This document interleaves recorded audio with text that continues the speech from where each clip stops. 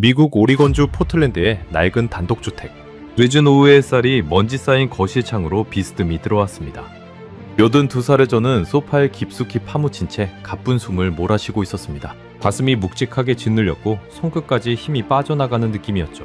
자리에서 일어나려고 해도 다리가 마르듣지 않았습니다. 발밑에는 며칠째 치우지 못한 빈 탄산음료 캔들이 굴러다녔고 식탁 위에는 차갑게 식은 냉동 피자 상자가 위태롭게 쌓여 있었습니다. 방 안에는 기름지고 시큼한 냄새가 가득 배어 있었지만 저는 그 냄새조차 더 이상 느끼지 못할 만큼 무뎌져 있었습니다. 그때 현관문이 열렸습니다. 간호사로 일하는 28살 손녀 에밀리가 들어오다가 그 광경 앞에서 그대로 멈춰섰습니다. 손녀의 얼굴에서 핏기가 가시는 게 보였습니다. 손에 들고 있던 가방이 바닥으로 툭 떨어졌습니다. 잠시 아무 말도 못하던 손녀가 제 곁으로 달려와 떨리는 목소리로 입을 열었습니다. 할아버지, 이대로면 안 돼요. 정말 이대로는 안 된다고요. 저는 그 말을 흘려들었습니다. 평생 제 방식대로 살아온 고집센 노인이었으니까요. 밥은 미국식이 최고라는 자부심으로 살아온 사람이었습니다. 한국 음식이라는 낯선 한 그릇이 제 삶을 송두리째 바꿔놓을 거라고는 그 순간에는 상상조차 하지 못했습니다. 그런데 정확히 석 달 뒤, 바로 그 노인이 직접 장바구니를 들고 한인마트의 채소 코너를 누비고 있었습니다. 시금치며 고사리며 콩나물을 하나하나 골라 담는 제 손길에는 망설임이 없었습니다. 혈압도, 혈당도, 콜레스테롤 수치도 전부 빨간불이었던 제 몸이 거짓말처럼 가벼워졌습니다. 마침이면 스스로 눈을 떠 동네를 한 바퀴 걷는 사람이 되어 있었죠. 주치의는 제 검진 결과지를 한참 들여다보더니 안경을 고쳤으며 이렇게 말했습니다. 헨스 씨, 이 변화는 제가 처방한 약 덕분이 아닙니다. 도대체 무엇이 이 고집불통 노인을 이토록 바꿔놓았을까요? 약도 수술도 아니었습니다. 한국 사람들이 매일 아무렇지 않게 먹던 평범한 밥 한 그릇. 그 한 그릇에 담긴 이야기를 지금부터 들려드리겠습니다. 영상 시작 전 구독과 좋아요로 대한민국의 미래를 응원해주세요. 제 이름은 로버트 헨슨입니다. 미국 오리건주 포틀랜드에서 평생을 살았고 40에 가까이 보잉 항공기 공장에서 기계 정비공으로 일했습니다. 거대한 비행기 엔진 아래 누워 기름때를 묻혀가며 볼트를 조이던 시절, 저는 제 손이 미국 하늘을 떠받친다는 자부심으로 살았습니다. 새벽 5시에 출근해 해가 진 뒤에야 집에 돌아오는 고된 삶이었지만 단 한 번도 게으름을 피운 적이 없었죠. 동료들은 저를 두고 손끝에 눈이 달린 사람이라고 불렀습니다. 엔진에 귀를 갖다 대면 어디가 고장났는지 소리만 듣고도 알아챘으니까요. 그렇게 성실하게 산 대가로 62살에 명예롭게 은퇴했습니다. 마지막 출근날 동료들이 박수를 쳐주던 그 순간만큼은 제 인생에서 가장 자랑스러운 장면이었습니다. 문제는 그 다음부터였습니다. 일터라는 규칙이 사라지자 제 삶에는 아무런 틀이 없어졌습니다. 아침에 일어날 이유도, 끼니를 챙길 이유도 희미해졌죠. 매일 같은 시간에 울리던 공장의 종소리가 없어지자 하루가 늘어진 고무줄처럼 흐물흐물해졌습니다. 처음 몇 달은 좋았습니다. 늦잠도 자고 낚시도 다니고 평생 못 누린 여유를 만끽했죠. 하지만 그 자유는 오래가지 못했습니다. 찾아오는 사람도 갈 곳도 점점 줄어들었습니다. 옛 동료들은 하나둘 다른 도시로 떠나거나 세상을 떠났습니다. 넓은 집에 혼자 담겨진 노인에게 하루는 견뎌야 할 무게가 되어버렸습니다. 게다가 은퇴하고 몇 해 지나지 않아 40년을 함께한 아내 마거릿을 먼저 떠나보냈습니다.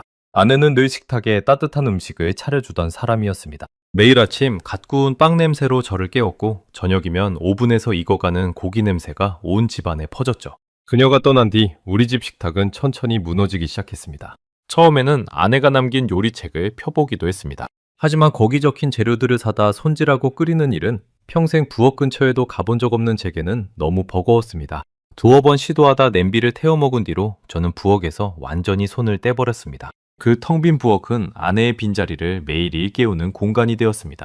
그래서 더더욱 데우기만 하면 끝나는 음식들에 손이 갔는지도 모릅니다. 혼자 남은 노인의 부엌은 처참했습니다. 요리라는 걸 해본 적이 없으니 전자레인지에 데우기만 하면 되는 냉동식품이 제 주식이 되었습니다.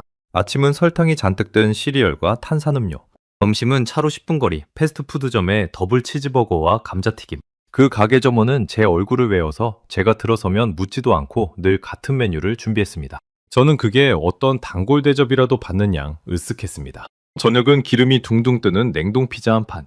그게 제 하루 세 끼였습니다. 채소라곤 햄버거 안에 끼워진 시들시들한 양상추 한 장이 전부였죠. 그마저도 귀찮으면 빼달라고 할 때가 많았습니다. 냉장고를 열면 늘 똑같았습니다. 맥주캔, 케찹병, 그리고 언제 샀는지도 기억나지 않는 마요네즈통. 신선한 재료라고는 단 하나도 없었습니다. 저는 그게 잘못된 줄도 몰랐습니다.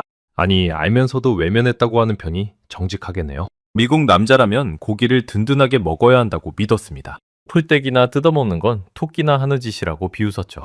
저희 아버지도 그 아버지의 아버지도 다 그렇게 먹고 살았습니다. 두툼한 스테이크와 감자, 그게 진짜 사나이의 음식이라고 배웠죠. 그 믿음은 제 안에 콘크리트처럼 단단하게 굳어 있었습니다. 텔레비전 앞에 앉아 탄산음료를 들이켜며 감자칩 봉지를 비우는 게 제 유일한 낙이었습니다. 하루에 마시는 탄산음료만 큰 병으로 2통이 넘었습니다. 단맛이 혀를 적시는 그 순간의 쾌감에 점점 더 의지하게 됐죠. 그렇게 30년 가까운 세월이 흘렀습니다. 그 긴 세월 동안 제 몸에 들어간 채소의 양을 다 합쳐도 한국 사람이 일주일 동안 먹는 양에 미치지 못했을 겁니다. 물론 그때의 저는 그런 사실조차 알지 못했습니다. 몸은 정직했습니다. 뇌는 점점 불룩하게 나왔고 계단 몇 개만 올라도 숨이 턱까지 찼습니다. 아침에 일어나면 온몸이 천근만근이라 한참을 침대에 누워 있어야 했죠. 손가락 마디는 자주 욱신거렸고 머리가 멍하게 무거운 날이 늘어갔습니다. 밤이면 가슴이 두근거려 잠을 설치는 일도 잦아졌습니다. 그래도 저는 병원에 가지 않았습니다. 의사 앞에 앉아 잔소리를 듣느니 차라리 아픈 게 낫다고 생각했으니까요. 고집이라면 누구에게도 지지 않는 노인이었습니다. 어쩌면 저는 제 몸이 보내는 경고를 듣는 게 두려웠는지도 모릅니다. 인시를 마주하느니 차라리 모른 척하는 게 편했던 거죠. 그 무렵 한 가지 잊지 못할 일이 있었습니다. 어느 날 우편함까지 걸어나가는데 고작 20걸음 거리에서 갑자기 눈앞이 핀 돌았습니다. 저는 우편함을 붙잡고 한참을 서 있어야 했습니다. 식은땀이 등줄기를 타고 흘렀고 다리가 후들거려 집까지 돌아오는데 평소에 3배가 걸렸습니다. 그날 밤 거울 앞에 선 저는 낯선 노인을 마주했습니다. 누렇게 뜬 얼굴, 퉁퉁 부은 발목, 그리고 생기라곤 찾아볼 수 없는 눈빛. 한때 비행기 엔진을 척척 고치던 그 사람은 어디에도 없었습니다. 하지만 저는 그 밤조차 외면하고 다시 소파로 돌아가 텔레비전을 켰습니다. 그런 저를 유일하게 챙긴 사람이 손녀 에밀리였습니다. 일찍 세상을 떠난 제 아들의 딸이었죠. 그 아이는 시내 종합병원에서 간호사로 일하고 있었는데 바쁜 와중에도 일주일에 2~3번씩 제 집에 들렀습니다. 올 때마다 냉장고를 열어보고는 한숨을 쉬었습니다. 텅 빈 냉장고 안에 굴러다니는 건 맥주캔과 케첩병 뿐이었으니까요. 에밀리는 병원에서 매일같이 식습관 때문에 병을 얻은 환자들을 보는 아이였습니다.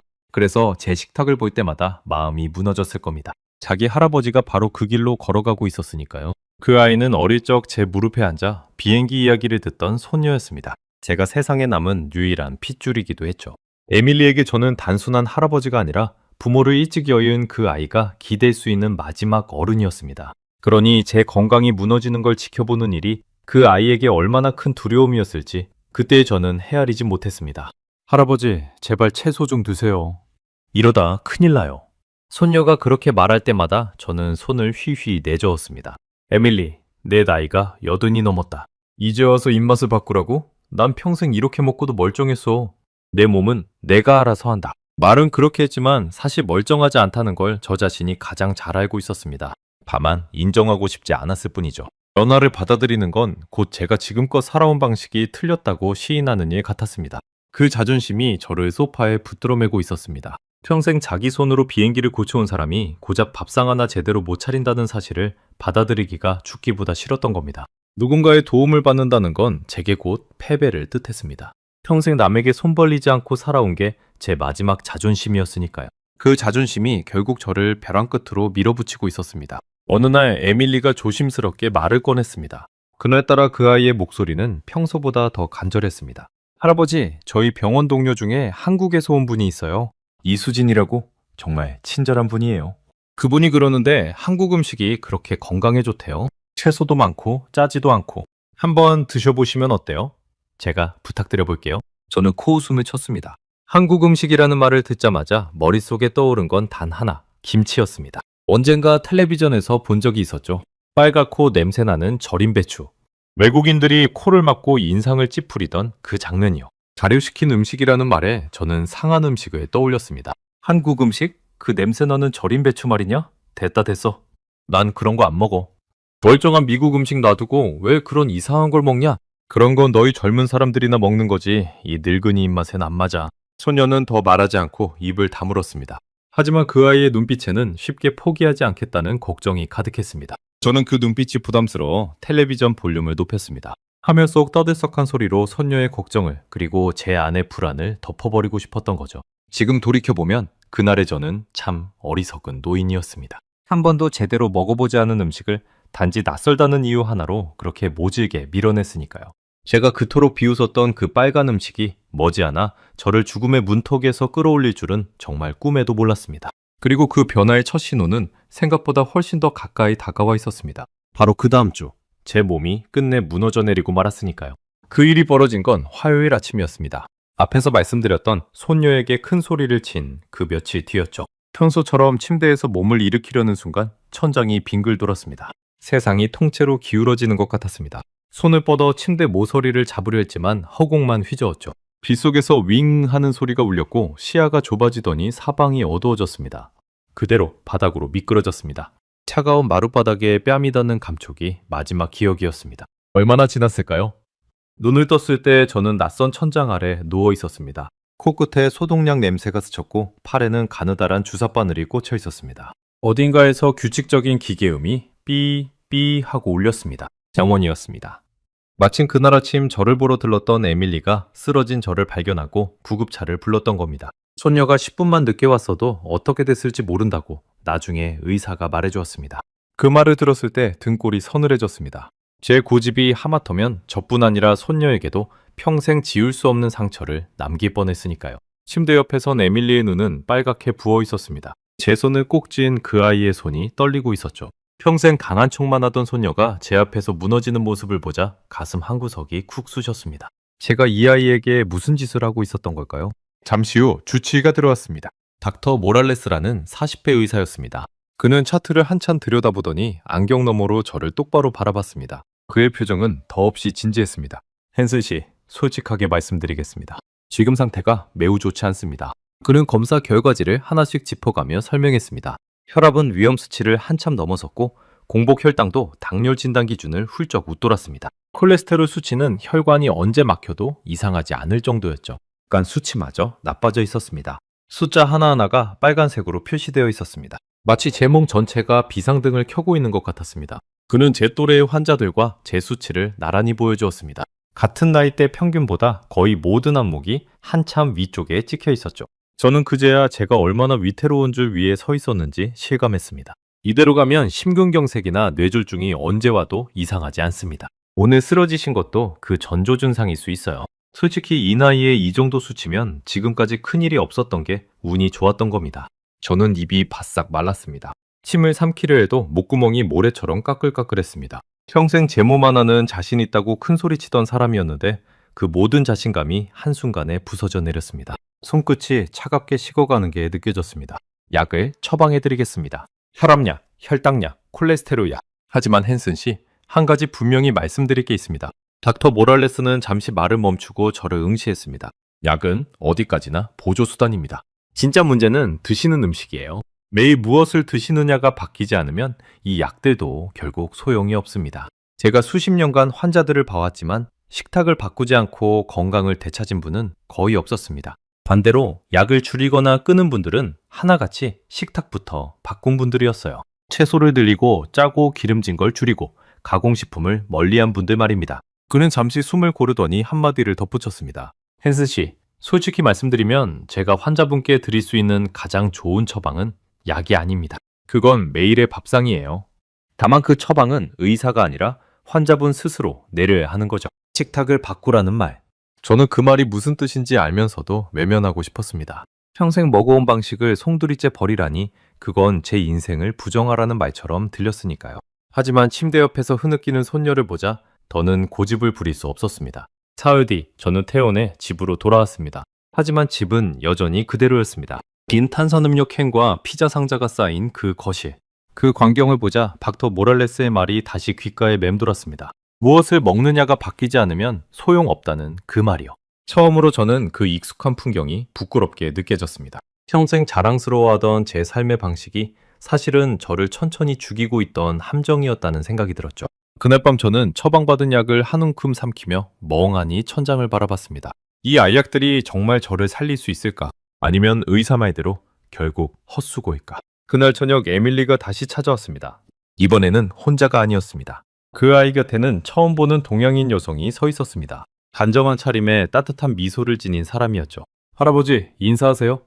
제가 말씀드렸던 이수진 씨예요. 저랑 같은 병원에서 일하시는데 오늘 일부러 시간 내서 같이 와주셨어요. 이수진 씨는 정중하게 고개를 숙였습니다. 손에는 묵직한 장바구니가 들려 있었습니다. 알고 보니 그녀는 한국에서 태어나 자랐고 10여 년 전 미국으로 건너와 간호조무사로 일하고 있는 사람이었습니다.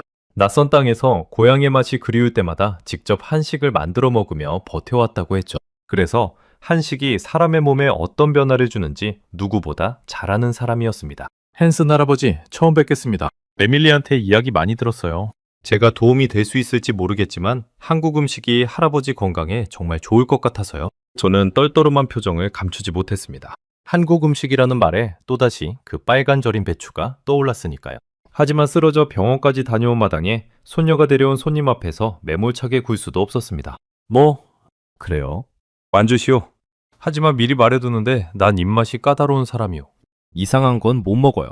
이수진 씨는 그 말에 빙긋 웃었습니다. 화내거나 무안해하지 않고 오히려 더 환하게 웃었죠. 걱정 마세요. 이상한 거 아니에요. 한국 사람들이 수천 년 동안 매일 먹어온 평범한 밥이에요. 오히려 할아버지가 지금까지 드신 음식보다 훨씬 순하답니다. 그녀는 장바구니에서 재료들을 하나씩 꺼내 부엌 조리대에 늘어놓았습니다. 색색의 채소들이 모습을 드러냈습니다. 초록색 시금치, 노란 콩나물, 갈색 고사리, 그리고 새빨간 무언가가 담긴 작은 통. 저는 그 빨간 것을 보고 눈살을 찌푸렸습니다. 그게 그 김치라는 거요? 네, 맞아요. 그런데 이건 그냥 절인 배추가 아니에요. 발효식품이라고 몸에 좋은 균이 살아있는 음식이에요. 요구르트 같은 거라고 생각하시면 돼요. 한국에서는 김치 없는 밥상은 상상도 못해요.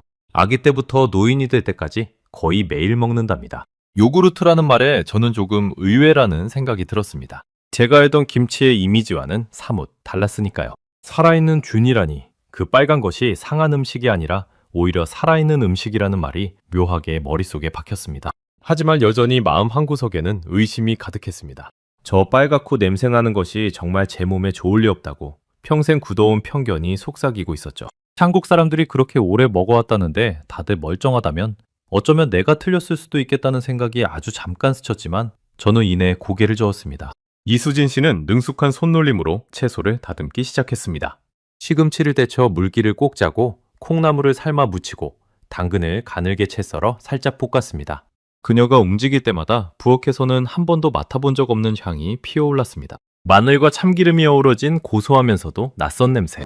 그 냄새가 죽어있던 제 부엌에 처음으로 생기를 불어넣는 것 같았습니다. 기름에 튀긴 음식의 느끼한 냄새가 아니라 어딘가 맑고 산뜻한 향이었습니다. 저는 식탁 의자에 앉아 그 광경을 가만히 지켜봤습니다. 아내가 떠난 뒤로 누군가 제 부엌에서 요리하는 모습을 보는 게 얼마만이던가요?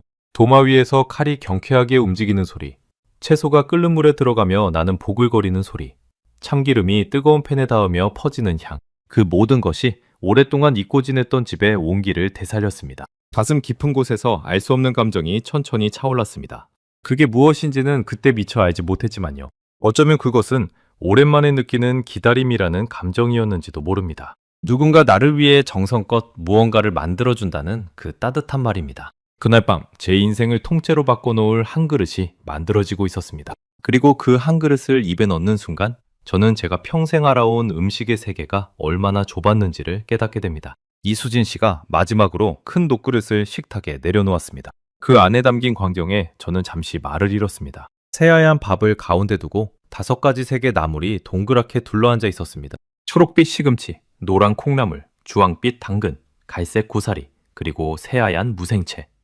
한가운데에는 노른자가 봉긋한 계란 프라이가 올라가 있었고 그 옆에는 윤기가 도는 빨간 고추장 한 숟갈이 얹혀 있었습니다. 마치 한 폭의 그림 같았습니다. 음식이 이렇게 색색으로 아름다울 수 있다는 걸 저는 그날 처음 알았습니다. 평생 제가 먹어온 음식이라곤 갈색 패티에 노란 치즈, 기껏해야 빨간 케첩이 전부였으니까요. 이게 비빔밥이에요. 한국에서 가장 흔하게 먹는 음식 중 하나죠. 이 5가지 색깔을 다 보세요. 우연이 아니에요.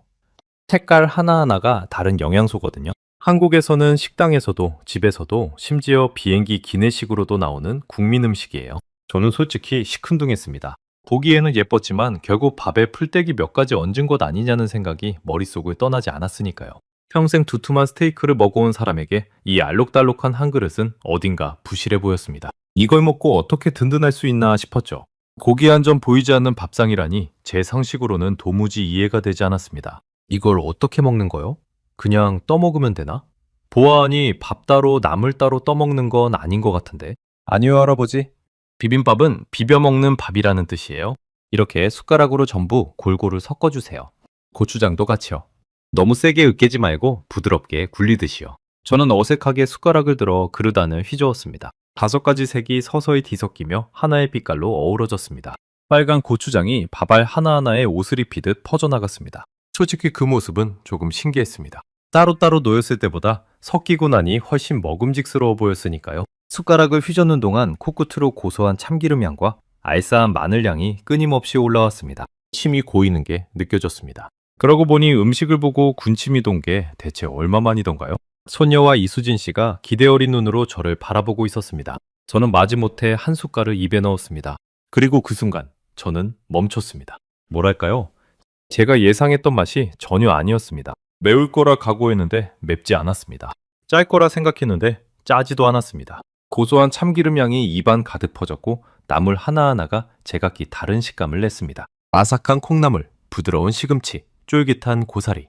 거기에 고추장의 은은한 단맛과 매콤함이 더해지니 단조롭던 밥이 갑자기 살아 움직이는 것 같았습니다. 한 입 안에 이렇게 많은 맛이 담길 수 있다는 게 놀라웠습니다. 햄버거는 한 입 베어 물면 그냥 짜고 기름진 맛 하나뿐이었는데 이 한 그릇은 씹을 때마다 다른 맛이 차례로 깨어났습니다. 어때요, 할아버지? 에밀리가 조심스럽게 물었습니다. 저는 대답 대신 한 숟갈을 더 떠먹었습니다. 그리고 또 한 숟갈. 숟가락질이 점점 빨라졌습니다. 스스로도 놀랐습니다. 누가 시키지도 않았는데 제 손이 알아서 그릇으로 향하고 있었으니까요. 노른자를 터뜨려 비비니 밥알이 한층 부드러워졌고 거기에 김치 한 조각을 곁들이면 또 다른 맛이 났습니다. 그 모습을 본 두 사람의 얼굴에 미소가 번졌습니다. 손녀의 눈에는 어느새 옅은 물기마저 어려 있었습니다. 맛이 나쁘지 않군. 생각보다 훨씬. 저는 그렇게 인정했습니다. 평생 고집 부려온 사람이 그 한마디를 내뱉기까지 얼마나 큰 용기가 필요했는지 두 사람은 알았을까요? 입 밖으로 나온 그 짧은 말이 사실은 제 30년 편견에 처음으로 금이 가는 소리였습니다. 문득 아내 마거릿이 떠올랐습니다. 그녀가 살아있을 적 늘 제게 채소를 더 먹으라고 잔소리하던 모습이요. 그때마다 저는 접시 한쪽으로 채소를 밀어내며 투덜거렸습니다.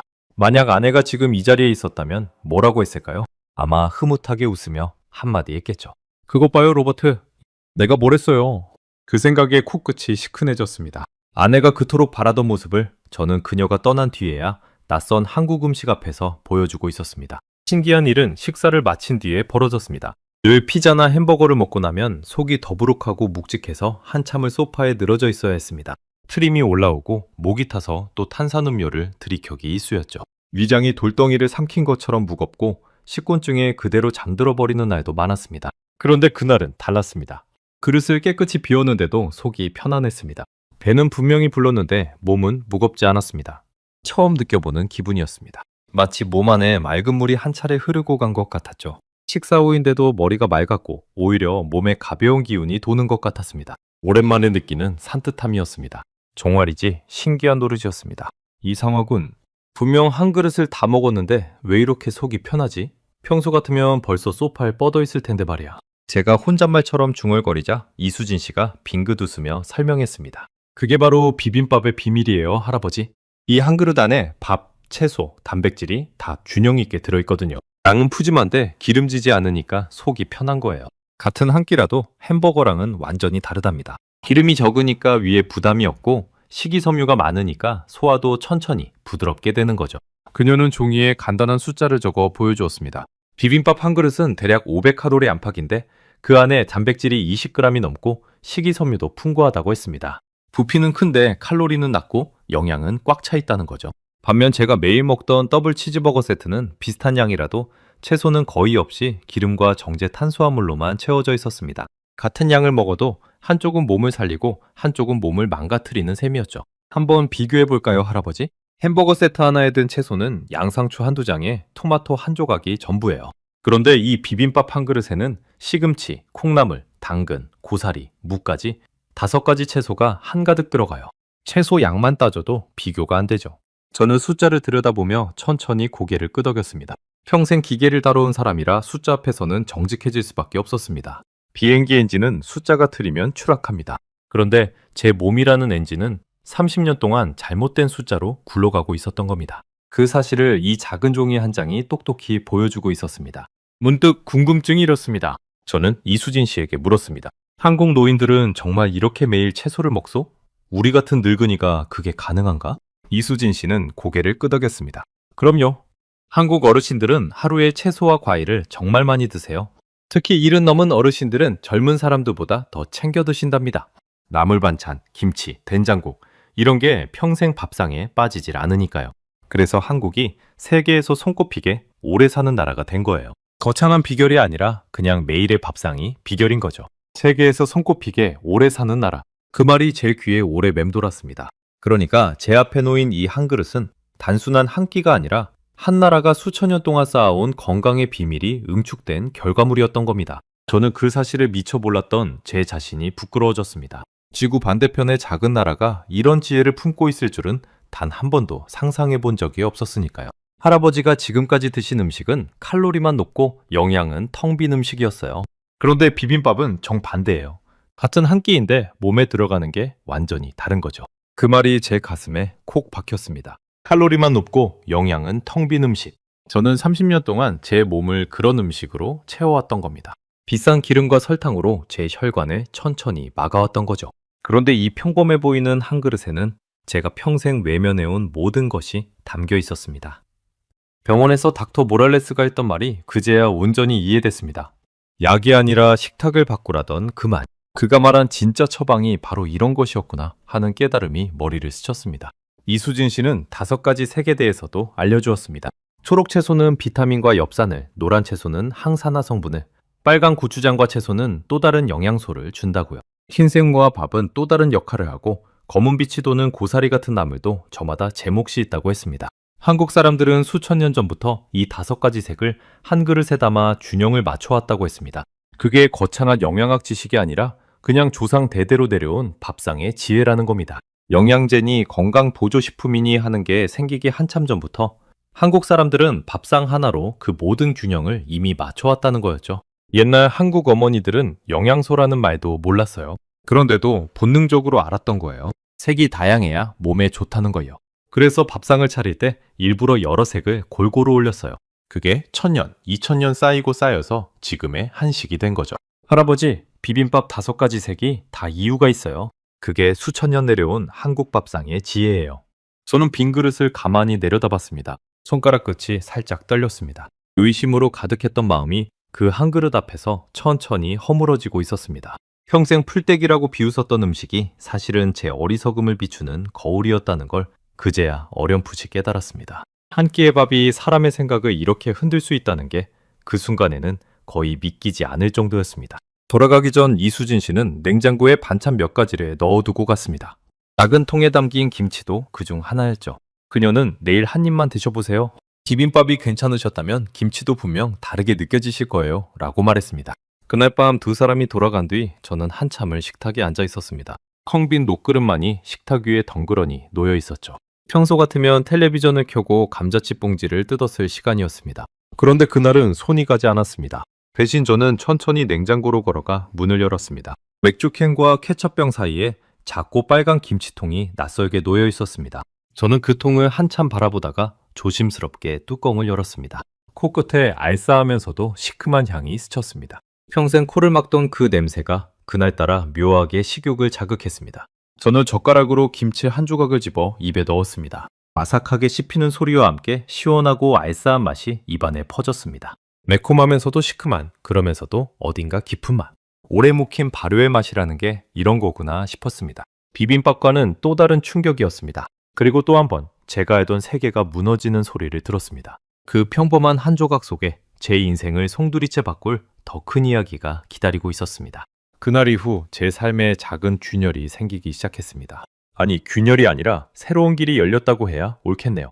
김치 한 조각으로 시작된 호기심은 점점 더 큰 궁금증으로 번져갔습니다. 다른 한국 음식은 어떤 맛일까? 또 어떤 음식이 제 몸을 이렇게 가볍게 만들어줄까? 평생 한 가지 음식만 고집하던 제 안에 처음으로 새로운 것을 향한 호기심이 싹트고 있었습니다.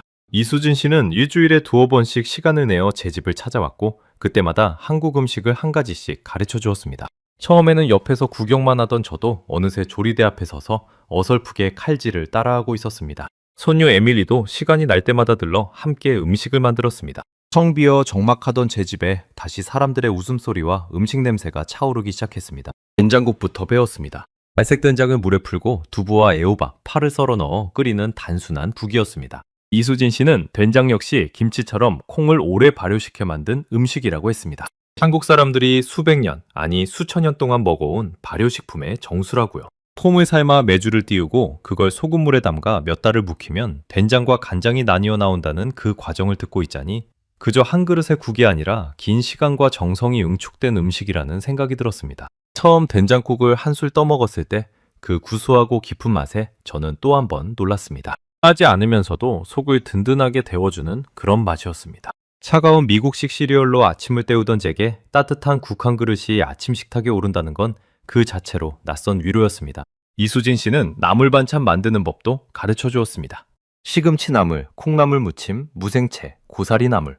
채소를 데치거나 무쳐서 참기름과 마늘로 간을 하는 단순한 조리였지만 그 안에는 채소의 영양을 최대한 살리는 지혜가 담겨 있었습니다. 기름에 푹 튀기거나 진한 소스에 절이지 않고 채소 본연의 맛을 살리는 방식. 그게 한식의 핵심이라고 그녀는 말했습니다. 발효식품이 왜 그렇게 좋다는 거요?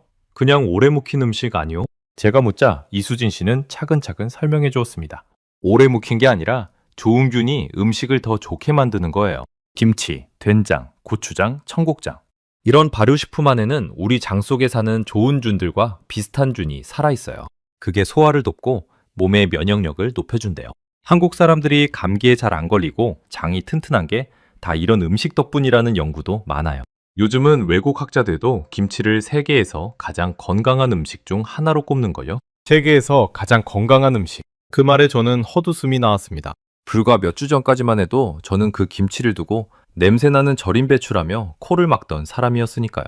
그런데 그 빨간 음식이 사실은 세계가 인정하는 건강식이었다니. 제가 얼마나 우물안 개구리처럼 살아왔는지 그제야 뼈저리게 느껴졌습니다. 저는 그 말을 들으며 제 부엌을 둘러봤습니다. 한때 빈 탄산음료 캔과 피자 상자로 가득했던 그곳이 이제는 색색의 나물 반찬과 발효식품으로 채워지고 있었습니다.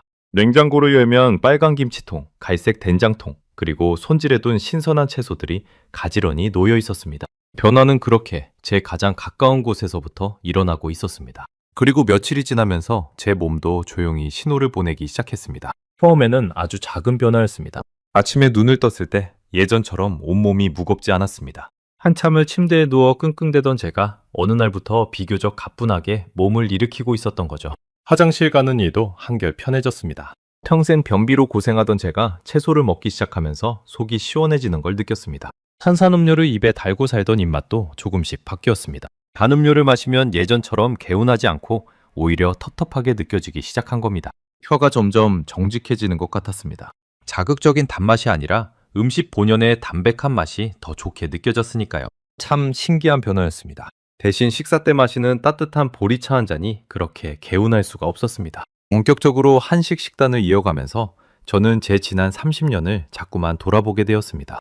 그리고 그 비교는 저를 부끄럽게 만들었습니다. 한 번은 이수진 씨가 충격적인 숫자를 알려주었습니다. 할아버지, 한국은 매일 채소를 먹는 사람 비율이 세계에서 가장 높은 나라예요.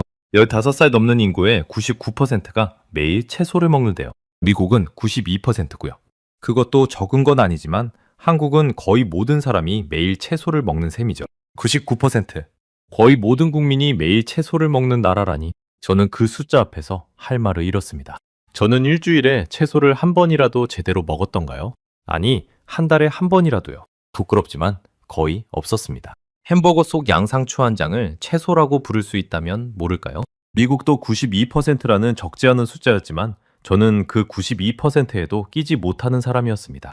같은 미국 사람들조차 저보다는 훨씬 건강하게 먹고 있었던 거죠. 제 식탁은 미국 평균에서도 한참 벗어난 그야말로 최악의 밥상이었던 겁니다. 이수진 씨는 숫자를 차근차근 짚어주었습니다. 작은 것부터 큰 것까지 그 비교는 갈수록 저를 무겁게 짓눌렀습니다. 세계보건기구에서는 하루에 채소와 과일을 400g 이상 먹으라고 권해요. 그런데 한국은 거기에 김치까지 더해서 하루 500g 이상을 권장한답니다.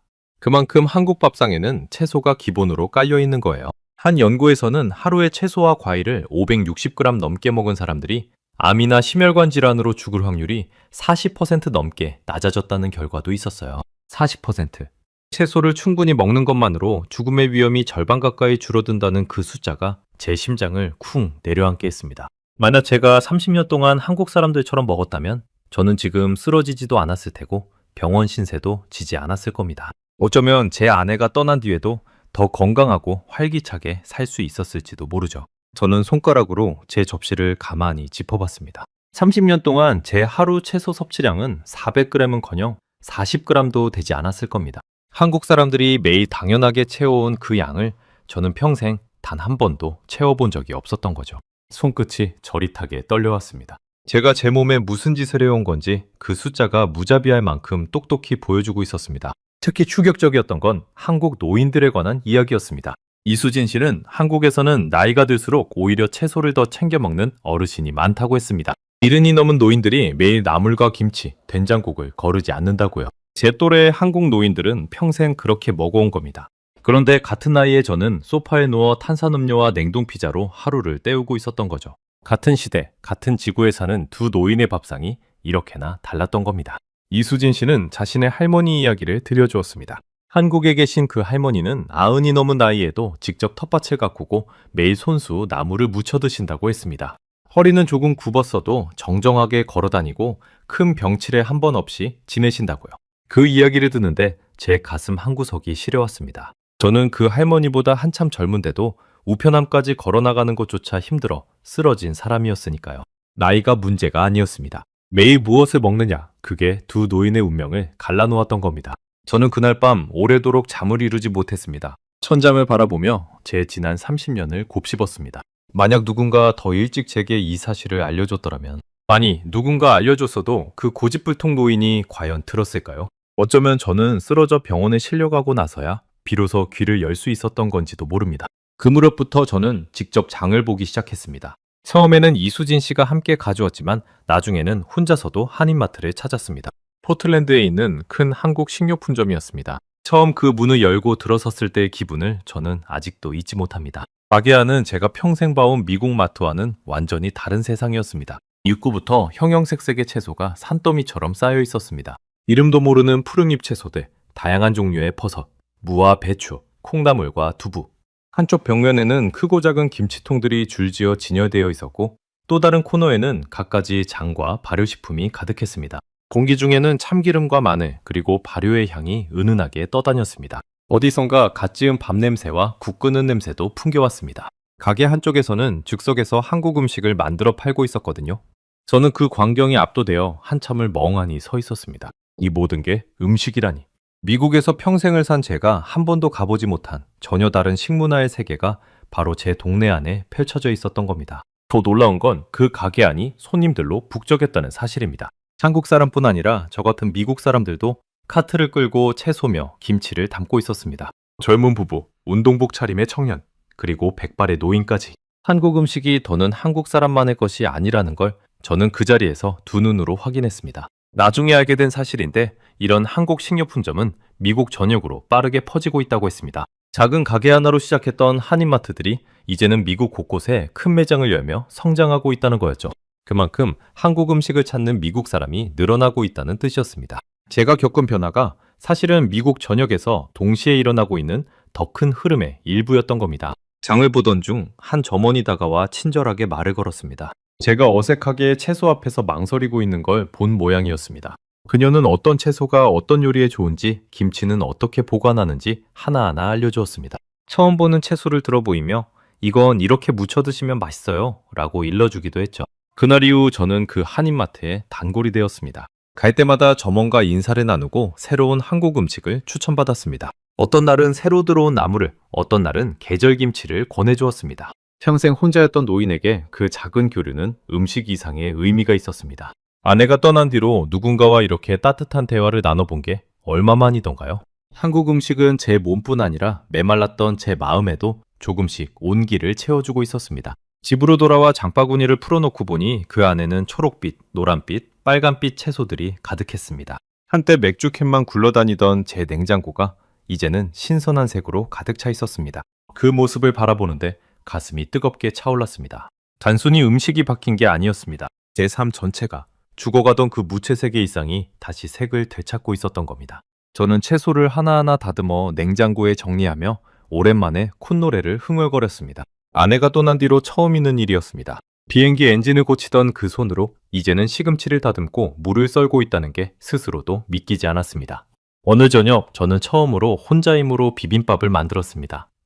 나물을 하나하나 무치고 밥을 짓고 계란을 부쳐 올렸습니다. 손이 서툴러 시간은 오래 걸렸지만 그릇에 담긴 5가지 색을 바라보는 순간 가슴이 벅찼습니다. 누군가 차려주는 음식이 아니라 제 손으로 만든 첫 건강한 한 끼였으니까요. 모양은 이수진 씨가 만든 것처럼 예쁘지 않았습니다. 나물은 들쭉날쭉했고 계란 노른자는 터져 있었죠. 하지만 그 어설픈 한 그릇이 제겐 세상 그 어떤 진수성찬보다 자랑스러웠습니다.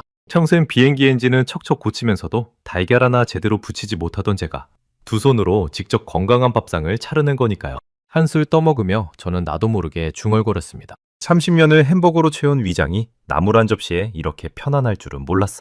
그 말을 내뱉는 순간 눈가가 뜨거워졌습니다. 평생 토끼나 먹는 거라고 비웃었던 그 음식이 이제는 제 손으로 매일 만드는 일상이 되어 있었습니다. 한국 사람들에겐 너무도 평범한 그 한 그릇이 지구 반대편 고집불통 노인의 인생을 통째로 뒤집어 놓고 있었던 겁니다. 식탁 위에는 어느새 빨간 김치와 따뜻한 된장국, 그리고 색색의 나물이 가지런히 놓여 있었습니다. 한때 빈캔과 피자 상자만 굴러다니던 바로 그 식탁이요.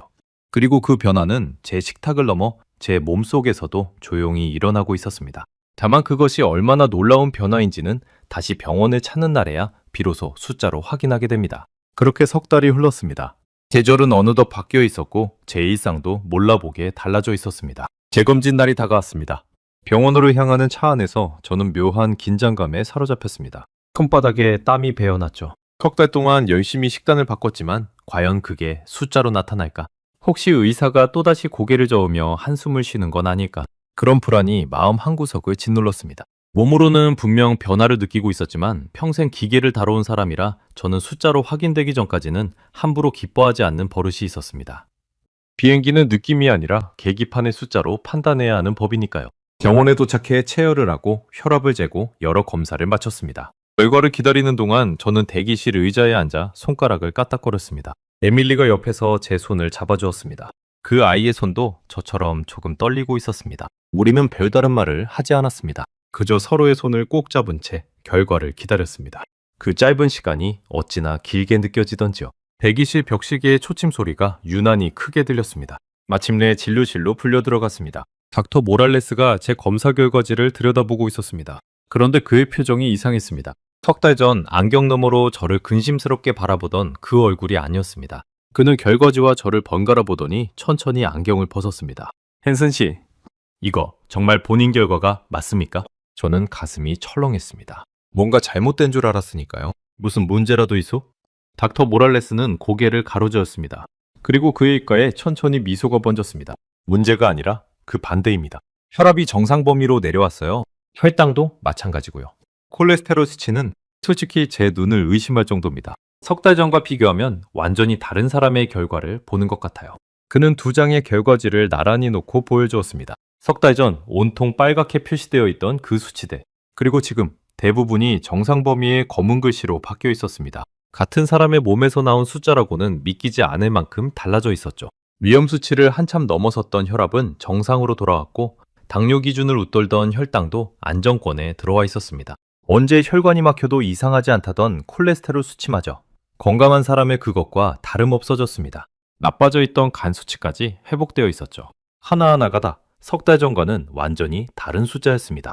저는 그 두 장의 종이를 멍하니 바라봤습니다. 가슴 깊은 곳에서 무언가 뜨거운 것이 울컥 치밀어 올랐습니다. 평생 기계를 다뤄온 사람이라 저는 숫자가 거짓말을 하지 않는다는 걸 누구보다 잘 알았습니다. 이 숫자들은 지난 석 달 동안 제가 매일 차려 먹은 그 평범한 밥상이 만들어낸 결과였습니다. 약이 아니라 밥이, 화려한 치료가 아니라 매일의 한 끼가 죽음의 문턱에 서 있던 제 몸을 이렇게 돌려놓은 거였습니다. 헨슨 씨, 솔직히 말하면 이 수치 변화는 제가 처방한 약 덕분이 아닙니다. 식탁을 바꾸셨더군요. 약은 거들었을 뿐이고 진짜 변화를 만든 건 환자분의 밥상입니다. 이 정도라면 약 용량을 줄여도 되겠어요? 앞으로 계속 이렇게만 드신다면 더 줄일 수 있을 겁니다. 약용량을 줄여도 된다는 말. 그 말을 듣는 순간 저도 모르게 눈가가 뜨거워졌습니다. 석 달 전 한 움큼의 알약을 삼키며 이게 정말 나를 살릴 수 있을까 의심하던 제 모습이 떠올랐습니다. 그런데 그 알약이 아니라 제 손으로 차린 밥 한 그릇이 저를 일으켜 세운 거였습니다. 의료실을 나서는데 다리에 힘이 풀려 잠시 벽에 기대야 했습니다. 하지만 그건 석 달 전처럼 기운이 없어서가 아니었습니다. 너무도 벅차서 감정이 온몸을 휩쓸고 지나가서였습니다. 에밀리가 저를 끌어안았습니다. 그 아이의 어깨가 들썩였습니다. 우리는 병원 복도에서 한참을 그렇게 서로를 안고 있었습니다. 말은 필요 없었습니다. 지난 석 달의 모든 노력이 그 포옹 하나에 담겨 있었으니까요. 할아버지, 정말 다행이에요. 정말로요? 에밀리가 울먹이며 말했습니다. 저는 그 아이의 등을 토닥였습니다. 그러고 보니 제가 선녀를 이렇게 안아준 게 얼마만이던가요? 늘 받기만 하던 제가 이제는 그 아이에게 안도를 줄 수 있는 사람이 되어 있었습니다. 쓰러진 저를 발견하고 구급차를 부르며 떨던 그 손녀에게 마침내 웃음을 돌려준 겁니다. 그 사실만으로도 저는 충분히 살아갈 이유를 되찾았습니다. 집으로 돌아온 그날 저녁 저는 오랜만에 거울 앞에 섰습니다. 석 달 전 누렇게 뜬 얼굴로 낯선 노인을 마주했던 바로 그 거울이었습니다. 그런데 그 안에 비친 사람은 더 이상 낯설지 않았습니다. 얼굴에 혈색이 돌았고 퉁퉁 부었던 발목도 가라앉아 있었습니다. 눈빛에는 오래전 잃어버렸던 생기가 다시 깃들어 있었죠. 한때 비행기 엔진을 척척 고치던 그 사람이 천천히 제게로 돌아오고 있었습니다. 생활도 완전히 달라졌습니다. 이제 저는 아침이면 누가 깨우지 않아도 스스로 눈을 떴습니다. 몸이 가벼우니 절로 일어나게 되더군요. 일어나면 따뜻한 된장국을 끓이고 밥을 짓고 김치와 나물 반찬으로 아침 식탁을 차렸습니다. 한때 차가운 시리얼과 탄산음료로 때우던 그 아침이 이제는 김이 모락모락 나는 정갈한 밥상으로 바뀌어 있었습니다. 혼자 먹는 밥인데도 그 식탁을 차리는 일이 더는 외롭거나 귀찮지 않았습니다. 오히려 하루 중 가장 정성을 들이는 소중한 시간이 되었죠. 식사를 마치면 동네를 한 바퀴 산책했습니다. 석 달 전만 해도 우편함까지 걸어가는 것조차 힘겨웠던 제가 이제는 매일 아침 30분씩 거뜬히 걸어다니고 있었습니다. 처음 산책을 시작했을 땐 10분도 못 걸어 숨이 찼지만 날이 갈수록 걷는 거리가 늘어났습니다. 아침 공기를 가르며 걷다 보면 살아있다는 게 이렇게 좋은 거였구나 하는 생각이 절로 들었습니다. 한동안 잊고 지냈던 그 단순한 기쁨을 저는 한국 밥상 덕분에 되찾은 겁니다. 산책길에서 만나는 이웃들이 저를 보고 놀라곤 했습니다. 로버트, 자네 무슨 좋은 일 있나? 얼굴이 아주 좋아졌어. 10년은 젊어 보이는걸? 그럴 때마다 저는 빙긋 웃으며 대답했습니다. 한국 밥을 먹기 시작했거든. 비빔밥이라고. 한번 먹어보게. 자네도 깜짝 놀랄 거야. 처음에는 농담인 줄 알고 웃어넘기던 이웃들도 제 변화를 두 눈으로 보고는 점점 진지하게 귀를 기울이기 시작했습니다. 특히 저와 비슷하게 혼자 사는 노인들이 관심을 보였습니다. 그들도 저처럼 무너진 식탁 앞에서 외롭게 늙어가던 사람들이었으니까요. 제 얼굴에 돌아온 혈색과 가벼워진 발걸음이 그들에게는 어떤 약보다 강력한 증거였습니다. 밤이 되면 저는 종종 식탁에 앉아 지난 시간을 되돌아봤습니다. 긴 그릇 앞에서 텔레비전 볼륨을 높이며 손녀의 걱정을 외면하던 그 고집불통 노인. 한국 음식을 두고 냄새나는 절임 배추라며 코를 막던 그 어리석은 사람. 그게 불과 석 달 전에 저였다는 게 믿기지 않았습니다. 사람이 이렇게까지 변할 수 있다는 게 스스로도 놀라웠습니다. 그리고 문득 먼저 떠난 아내 마거릿이 떠올랐습니다.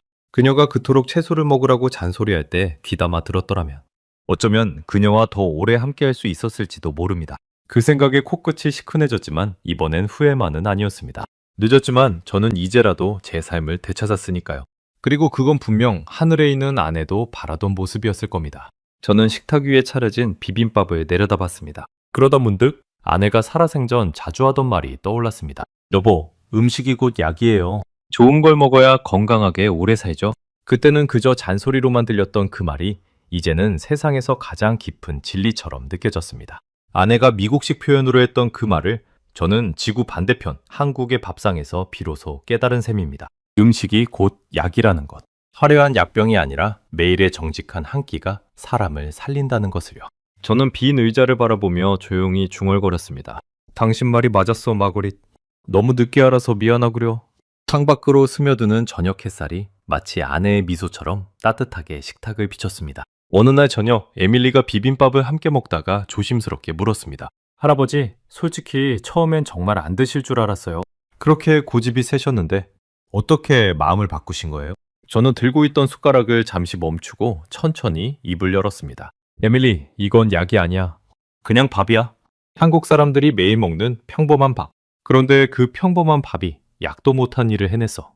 나는 평생 비싼 음식이 좋은 음식인 줄 알았다. 그런데 진짜 좋은 음식은 화려한 게 아니라 매일 꾸준히 먹을 수 있는 정직한 밥상이더구나. 에밀리는 가만히 제 이야기를 듣다가 눈시울을 붉혔습니다. 할아버지가 이렇게 건강해지셔서 정말 꿈만 같아요. 솔직히 병원에서 쓰러지신 할아버지를 발견했을 때 저는 할아버지를 잃는 줄 알았어요. 그 말에 저는 손녀의 손을 꼭 잡았습니다. 미안하다, 에밀리. 그동안 네 걱정을 외면해서 이 고집불통 늙은이가 정신 차리는데 이렇게 오래 걸렸구나. 하지만 이젠 약속하마. 너를 위해서라도 오래오래 건강하게 살 거야. 이 비빔밥을 매일 비벼 먹으면서 말이다. 저는 숟가락을 내려놓고 빨간 김치 한 조각을 집어 천천히 입에 넣었습니다. 평생 코를 막던 그 음식이 이제는 제 밥상에 없어서는 안 될 가장 소중한 반찬이 되어 있었습니다. 아삭하게 씹히는 그 맛이 어찌나 든든하던지요. 입안 가득 퍼지는 알싸한 풍미가 이제는 그렇게 반가울 수가 없었습니다. 지구 반대편의 작은 나라가 수천 년 동안 지켜온 그 평범한 지혜가 죽어가던 한 미국 노인을 이렇게 다시 살려낸 겁니다. 그 사실이 매일같이 새삼스럽고 또 감사했습니다. 저는 그날 결심했습니다. 이 고마운 밥상을 저 혼자만 알고 있을 수는 없다고요. 제가 받은 이 선물을 저처럼 무너져가던 누군가에게도 꼭 전해야겠다고 말입니다.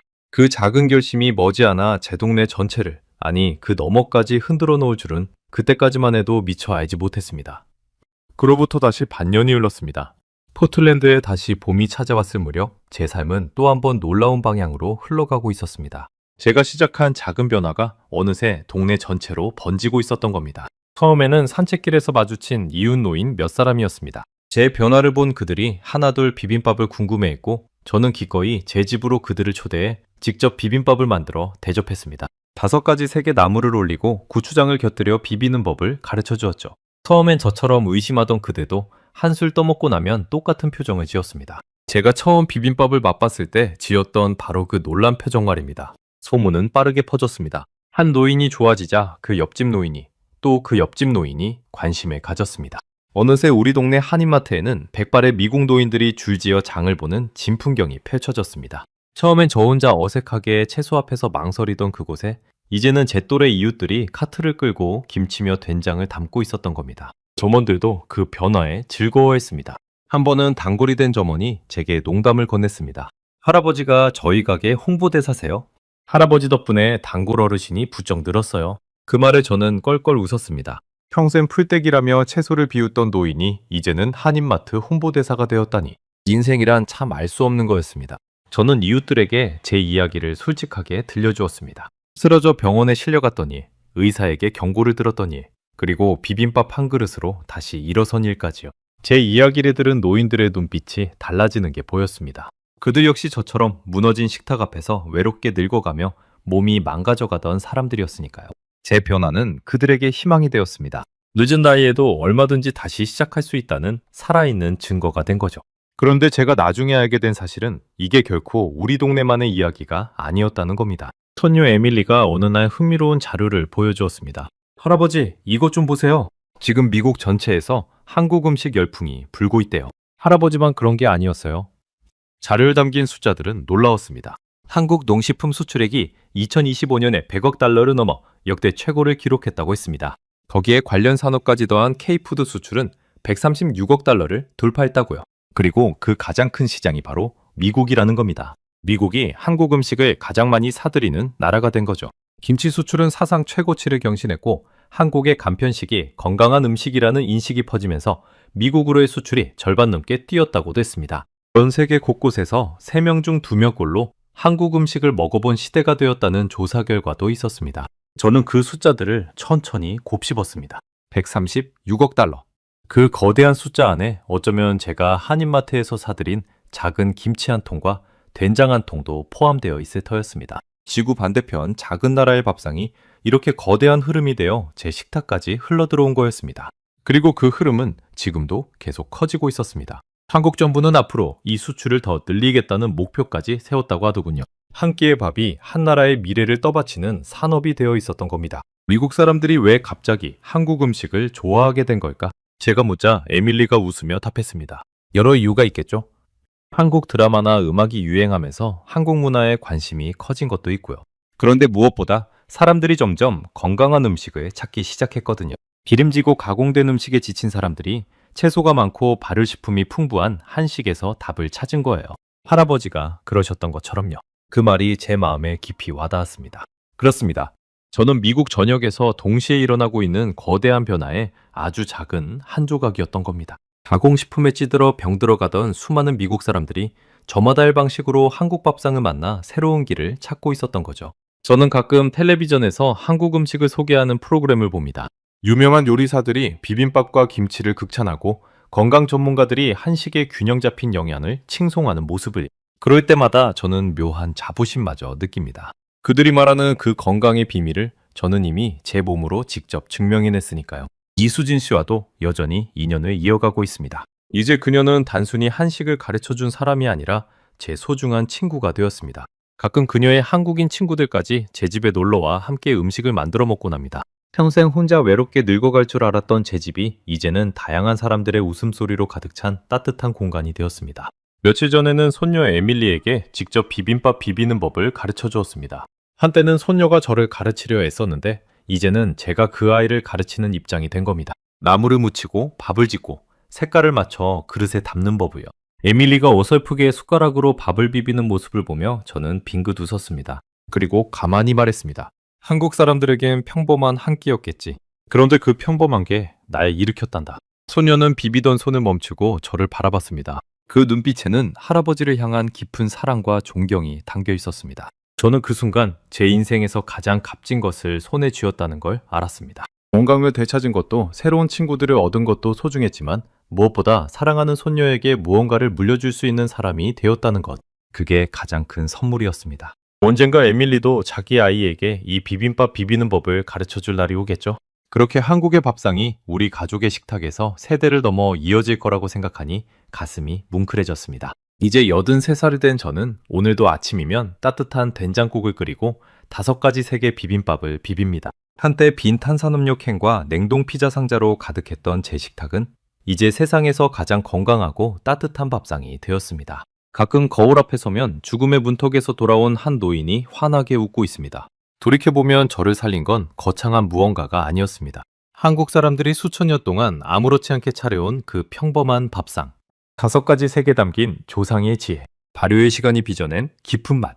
그 소박한 한 그릇이 지구 반대편 고집불통 노인의 인생을 통째로 되살려 놓은 겁니다. 어쩌면 위대한 것은 늘 이렇게 가장 평범한 모습으로 우리 곁에 와 있는지도 모르겠습니다. 한국이라는 나라가 매일의 밥상에 그 지혜를 담아온 것처럼 말입니다. 저는 다음 시간에도 전 세계를 놀라게 할 대한민국의 이야기로 다시 찾아뵙겠습니다. 감사합니다.